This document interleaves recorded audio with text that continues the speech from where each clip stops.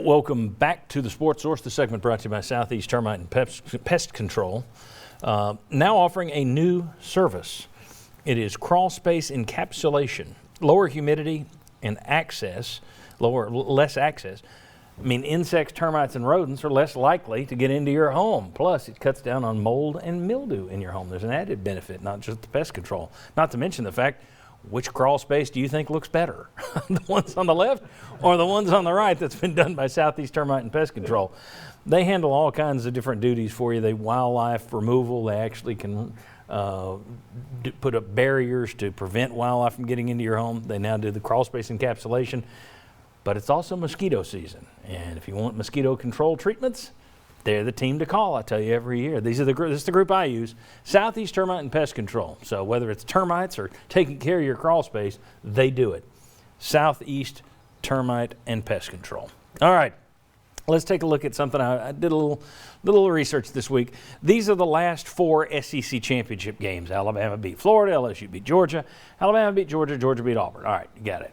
The numbers there beside them are where their quarterbacks ranked in the SEC in terms of quarterback rating. And what you find is over the last 4 seasons, all 8 division champs have featured quarterbacks that rank no lower than 4th in the 14-team league in quarterback rating. And all the title game winners have had a quarterback that ranked first, or 2nd. We've talked about it, that this league is becoming more like the Big 12 now, that you're seeing. Even Nick Saban talked about great defense doesn't stop great offense anymore in this league. We've seen it shift more toward offense. You saw what Joe Burrow did 2 years ago. Alabama's recent run of quarterbacks, how they've changed their offense. Okay, things are leaning more in that direction. We also know that Josh Heupel, he's got a history of putting up big numbers with his quarterbacks.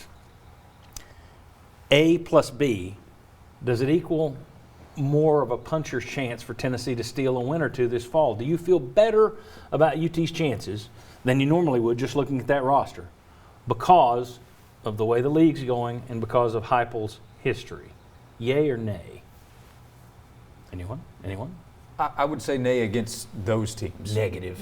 But in terms of the overall record, I feel better looking at what Tennessee could have at quarterback with the talent that's there and then the coaching and the track record versus South Carolina and Vanderbilt and Pitt non-conference. Those are teams that should not scare you offensively. And you could say, well, if we can keep up with them, Kentucky, with what they do offensively, we're going to have a chance in those games. And in Missouri, those teams that you're trying to beat out long-term, if you can get ahead in year 1, that can build some long-term success too.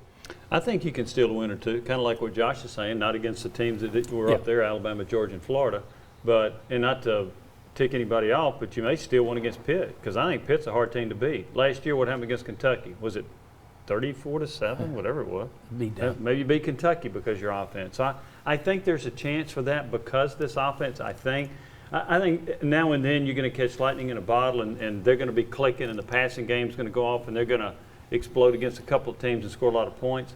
But as far as beating the big boys in the league, not yet. But I do think you could steal a couple of wins maybe against the second-tier opponents you're playing. Yes, I think it does, because I think before Tennessee, against good competition and against a lot of the other teams in the SEC, you were struggling to score more than 17 points a game in the conference. And you're not going to win many games the way this is going now. I mean, John, it also goes back to high school.